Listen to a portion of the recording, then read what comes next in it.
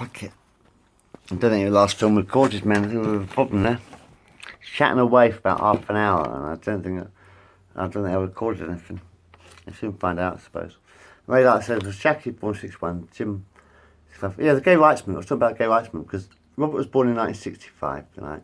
I was born in 1966, and Donald was born in 1970, right? There's five of us, like one hand. Well, you know, Jackie, James, Robert, William, Donald. Right, Jackie, James, Robert, William, Donald. It's Robert's 50th birthday still. It's my 50th birthday in April. You see, right? Okay. See the gay rights civil movement? You know who started the gay rights civil movement? Probably Tom Robinson, actually. Will you believe me if I told you that Tom Robinson actually started the gay rights civil movement? I probably said this. I don't know if I don't think the other video recorded very well. I've got a bit of a problem. The video didn't record very well. So. I'm just making one more film before bedtime, sort of thing. I don't feel bad time, I don't know. Anyway, there's Donald, my little brother. So there's only four of us left, you see. Jackie died, right? Jack's were big sister. It's like Jim's like the Jack of clubs. Robert's the Jack of diamonds. I'm the Jack of spades, so I dig up dead people. And Donald's the Jack of hearts. There's only four Jacks, you see. Because Jack's actually dead. Jack's our big sister, you see. Jack's our big sister, but she died with a blood clot in the brain, yeah. So anyway, there's four Jacks left. There's only four Jacks. In fact, there's only ever been four Jacks. Because we all belong to Jack ever since we were born. Since the day we were born, we belonged to Jack. Jack's our big sister. Like I say, she's dead. You know, Jack's our big sister. So it's James is the Jack of clubs. Robert's the Jack of diamonds. I'm the Jack of spades. And Donald's the Jack of hearts. Anyway, like I said, me and Robert were born in the 60s. Robert was born in 65, so Robert existed before me. See, Robert was born before me. Robert existed before me. He was born before me. He's the Caleb. I'm the Joseph, you know. Robert's Caleb. I'm Joseph. Anyway, yeah, so, Anyway, what happened was, like, in 65, that was the age of Aquarius, dawning of the age of Aquarius, And that was also 66, and sort of like, that sort of time, was when the gay civil rights movement started. Because actually, homosexuality was illegal in Britain and America. Homosexuality all over the world, really. In fact, all over the world, homosexuality was illegal in the 60s. And then people started taking LSD. A lot of the kids, they start, you know, teenagers and all that. Hippies, basically. When you've got your hair, you know. A lot of people took LSD and acid, and because acid was, do you know, LSD, homosexuality was, it's a funny thing about the 60s. Homosexuality was illegal, but LSD was legal. It's true. LSD was actually legal. Mind you, 150 years ago, opium was legal. Opium was a medicine, originally, by the way. I said opium was originally a medicine. It was prescribed by doctors as a medicine to heal people. People used opium as a painkiller in the Victorian times. That's how much the world has changed. People actually used to use opium as a painkiller. What's wrong with a few poppies in the field? Anyway, yes, yeah, just remembering. Oh, that's evil. Hang on a minute. I'm that close to there. Fish me joint. Oh yeah, so I'm just blabbering for myself, really. That's not for your benefit, it's for mine.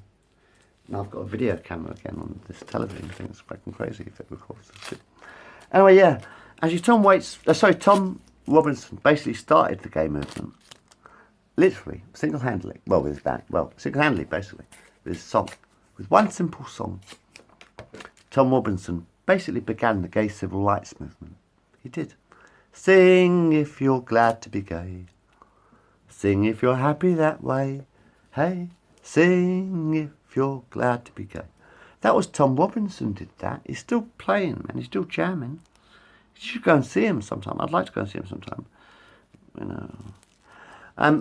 Yeah, he's still jamming along, man. But he basically started the gay civil rights movement. He never got enough credit for it. Tom Wolfson never really got enough credit for it. But I think Tom Wolfson basically started the gay civil rights movement with one fucking song. Sing If You're Glad to Be Gay. Literally.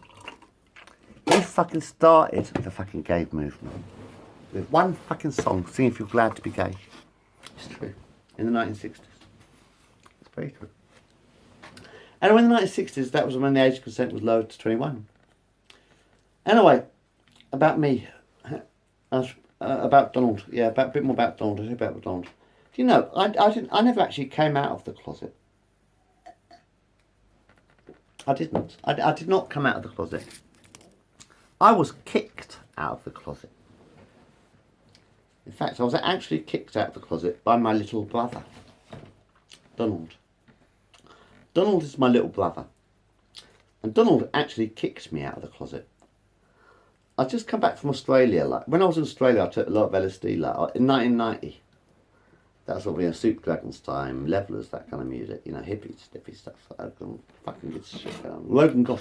Do you ever read comic books in the 1990s? Do you ever read comic books in the 1990s? Logan Gosh, Judge Dredd. In fact, that's one thing me and Robert always did as well when we were kids. Robert and me used to get comic books all the time.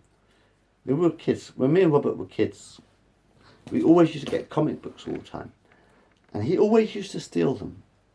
But you know, nowadays you've got the B-Note, which is excellent, by the way. I love the B-Note. I do love the B-Note. I love the back cover because I'm a postman, you see, so I read the B-Note back cover. I only read the back cover every week. And it's absolutely fantastic. Do you know, in the B-Note actually, every week they do a story about one of the readers, you know, about one of the children who reads the B-Note. You know, they get their B-Note name, they send in their B-Note names, and the B-Note writes the story about the children. You know, a story for each child. It's fucking brilliant. I love the back cover of the B-Note, I must admit. Every week, I'm a postman, you see. I'm a postman. I deliver the B-Note. 87 Heathcote Avenue, actually. And actually, yeah, every week they've got these stories, which is brilliant, about these kids. They send in their picture and, you know, their B-Note name, and they get a story written before in the B-Note. I think it's fucking excellent. Fucking absolutely fantastic idea. Absolutely brilliant. I love reading the B-Note back cover. I mean, it's fun. Every week I read it. It's brilliant. Anyway, yeah. But that's about the only decent comic you get these days, isn't it, the B-Note? I feel sorry for children today because they haven't got comics anymore, real comics. They don't have real comics anymore, do they? Me and Robert had the fucking brilliantest fucking childhood, man. Well, Robert, Jim, Don, Jackie. Me, Robert, Jim, Don, Jackie, you know, Mum and Dad. Right, we had the most brilliant childhood. We really did. We had a wonderful time.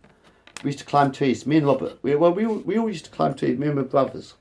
Remember brothers, you know, Rob, Jim and Don. We used to climb trees in Northall Woods every fucking Saturday. Because we used to sit with Grandad Ruthven and Nana Ruthven, and we used to sit and watch the boxing and the horse racing with Grandad. And we used to go for a walk, because at their house, our grandparents, Nana Ruthven and Grandad Ruthven, their house was right in front of Northall Woods. Have you ever been to Northall Woods? You ever heard of Northall Woods? And the house was right in front of a forest. And every Saturday, my dad used to drive us up, Mum and Dad used to drive us up to North. We used to go to Northall to see Nana Ruthven. And she had cakes and biscuits and lots and lots of cakes. And we used to go for walks in the woods, the whole family, you know, like Mum and Dad, Jackie, Jim, Don, Robert and me. Jackie, Jim, me and Don. And Corky. Was it Corky? I think it was Corky, wasn't it, the dog? Corky. Something like that. Or Corky, I can't remember. I couldn't talk properly when I was a kid, so never mind. And we used to climb trees a lot. But anyway, I was talking about comics. And every fucking Saturday morning, when we were kids, me and Robert used to have our comic books delivered, right? And every fucking Saturday morning, Robert used to nick our comics. Nick my comic. Because Robert used to get a comic and I used to get a comic. Like, Robert used to get, like, Whoopee. No, Whizzer and Chips Robert used to get. That's right. Robert used to get Whizzer and Chips. And I used to get Whoopee. Do you remember Whoopee? Do you remember comic books when you were a kid? In the 1960s, 70s, sort of in the 1970s, like. Whoopi, I got Whoopi, and Robert got Wizard and Chips. But Robert always used to steal my comic as well. He used to read his comic, and he used to read my comic before I could. Every fucking Saturday, Robert stole my comic book. My comics. We used to get comics delivered. I had Whoopi. Robert had Wizard and Chips. And we used to get Disney comics. Well, there was a Donald Duck comic as well. Donald used to get Donald Duck comic. I think Robert used to get the Mickey Mouse comic. I used to get the Goofy comic and stuff like that. There was like Walt Disney comics as well every week. There was Walt Disney comics every week as well. But those were the IPC comics, the British comics like Buster, Monster Fun. There was Whoopi, Wizard and Chips, Buster, Monster Fun. Gus, I think, was one as well. I can't remember, that was one Jim's. Jim had the Beano. I think Jim had the Beano and Dandy. Jim was like more Beano and Dandy-ish, wasn't he? He was more into the Beano and stuff, and Dan Dare or something like that. But anyway, I can't remember offhand. I'd have to ask Jim that. But me and Robert, we used to like read Whoopi, Wizard and Chips, Buster, Monster Fun was fabulous. Monster Fun, there was Monster Fun as well. They were our main comics. And then I used to read 2000 AD. And Robert, even when I got to 2000 AD, I had Star-Lord first. I got Star-Lord first, that's right. Because then Star-Lord got swallowed by 2000 AD, didn't it? Star-Lord got swallowed by 2000 AD sort of thing. So it was 2000 AD and Star-Lord. And Robert, even when I was a teenager, when I started reading science fiction comic books as a teenager, Pat Mills comic books, like 2000 AD. And Robert, even when we were teenagers, Robert used to steal my comic books. Even when we were fucking teenagers. Bastard. Anyway, no, I mean, I actually got outed by my little brother. I was always gay since I was about 14. Well, I said, when we were kids, me and Robert, we used to wrestle a lot. We always used to wrestle. At least most of it didn't. And we had to give up. And Robert always used to win. He used to pin me to the ground. Do you know, Robert never lifted a fist. And me and Robert were kids. Well, Robert's 50th birthday still, isn't it? Still Robert's 50th birthday. For another 12 days, it's still Robert's 50th birthday. But Robert and me used to fight all the time. When we were children, we always used to fight each other.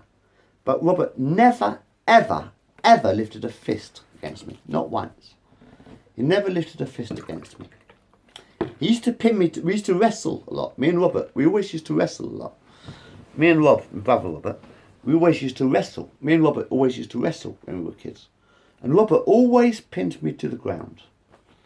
Like, he's 14 months older and he's always been a bit stockier. He's always been a bit bigger than me. I've always been a puny little one. I've always been a little one. I'm 14 months younger than Robert. Robert's 14 months older than me. Like, still Robert's birthday this year. But Robert always used to pin me to the ground. But he never, ever, not once, ever lifted a fist against me. He never punched me once. Not once. In about 10 years we were wrestling. Me and Robert probably wrestled for about 10 years when we were kids. We had to stop wrestling eventually. You see, the only reason me and Robert stopped fighting, because we were always fighting. Me and Robert always were fighting each other, wrestling each other. Like, he always used to pin me to the ground. But the only reason we had to stop fighting was one day I got a hard-on. It's true. Me and Robert, when I was about 13 or something like that, I was about 13, I guess, when we stopped fighting. We stopped fighting when we were about 13, me and Robert, because I got a hard-on. And Robert said, right, no more wrestling. Because actually I did get a hard-on. He wrestled me, Robert used to wrestle me to the ground, like, and pin me down. Like. And then one day I got a hard-on, and we had to stop wrestling, sort of thing. I mean, when I was 14, actually, I did have a mate at school. What is his full name? His name was Andy, actually, it was Andy. We were both 14. My best friend at school, Andy. We were both 14, and we went on holiday together, me and Andy. We were 14. This was when the age of gay sex was 21 still, by the way. 1980 this was. 1980. Me and Andy were both 14. Me and Andy were both 14. And we went on holiday to Portsmouth or Plymouth, something like that. One of those sort of like. Well, we went on holiday to the beach, sort of thing. Yeah. And we stayed with his aunt. I think it was his auntie actually. I think it was his auntie or his grandmother. I'm not sure whether it was his auntie or his grandmother or not. And me and Andy, we sort of like, we had one room. We shared a room for the week. And we didn't have beds. We had two sofas. I think it was two long little benches, like beds, head to head. Our beds were head to head, basically. We had two beds head to head in this one room. And the first night, I heard a squeaking sound. I said, "What are you doing?" And Andy said, "I'm having a wank." We were both 14. Andy says, "I'm having a wank." I said, "Oh."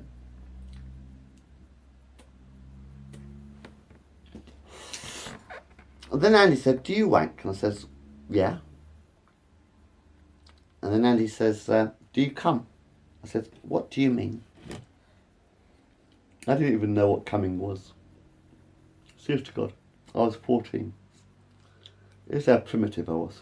I was 14 years old, right? I used to wank myself off, but I didn't know what coming was. I'd never come. Anyway, Andy says, "Do you come?" I said, "No." "What do you mean?" He says, "Do you want me to show you?"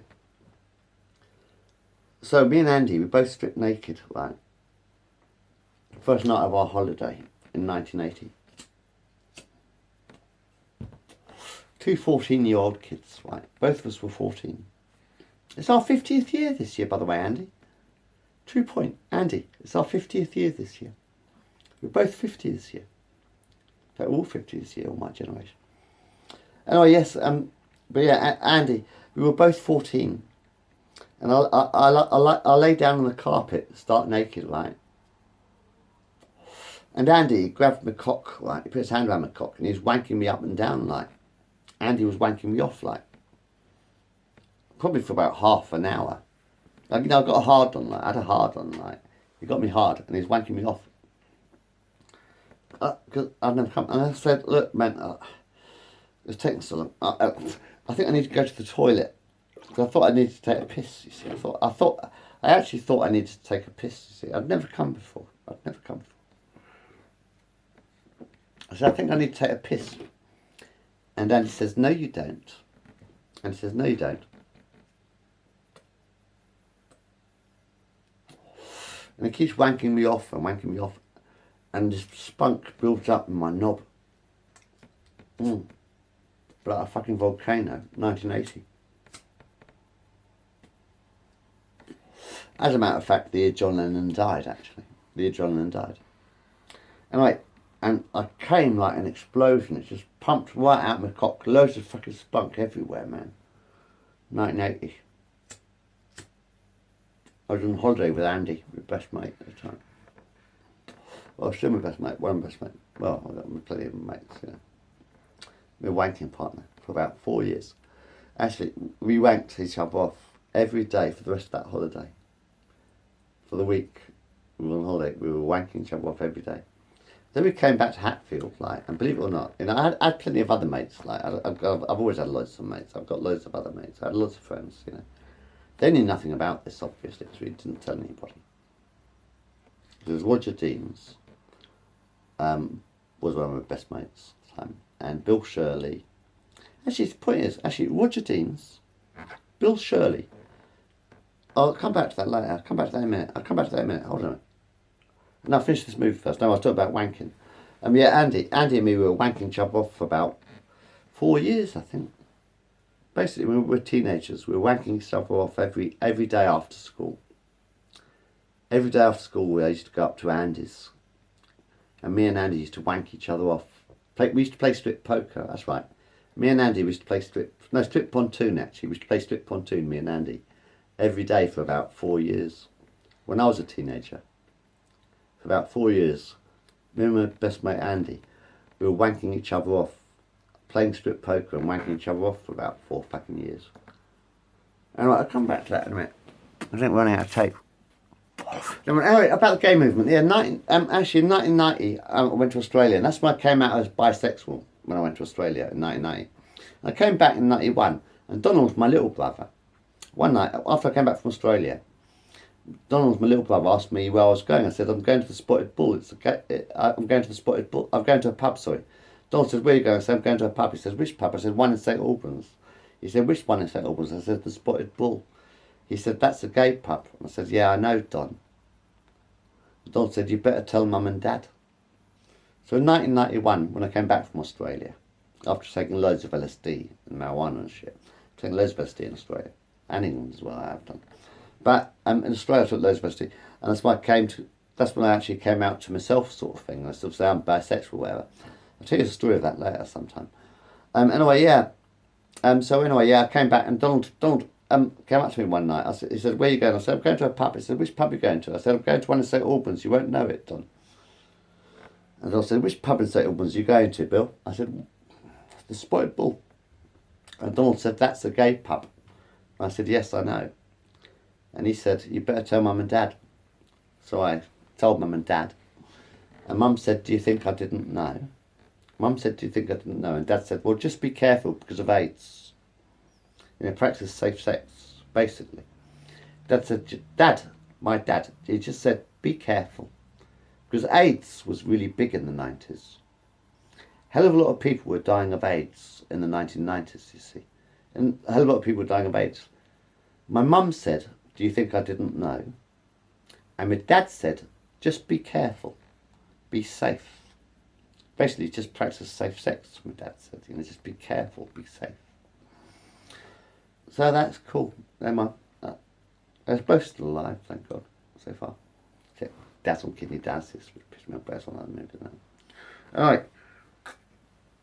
My parents are really fucking cool.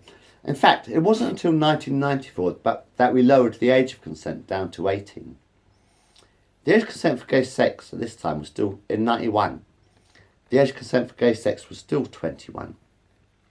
It wasn't until 1994 that we lowered the age of consent down to 18 under John Major's Conservative government, because we did a march. There was the night, actually, Paul Salou, you still alive? Me and Paul were at the same primary school when we were 5 years old. I've known Paul Salou since I was 5 years old. I said, I've known Paul Salou since we were 5 years old. And we're 50 this year, Paul. We're fucking 50 this year, man. Isn't it true that in 1994 we marched through London? We marched through London to lower the age of consent down to 16. Yeah, a protest march to lower the age of consent down to 16. Paul Salou was there, and I was there. So Paul Salou was there, and I was there. And we actually met. It was the night that Derek Jarman died, actually. It was a very blue night. It was the night, Paul, it was the night that Derek Jarman actually died, wasn't it, Paul? Yeah?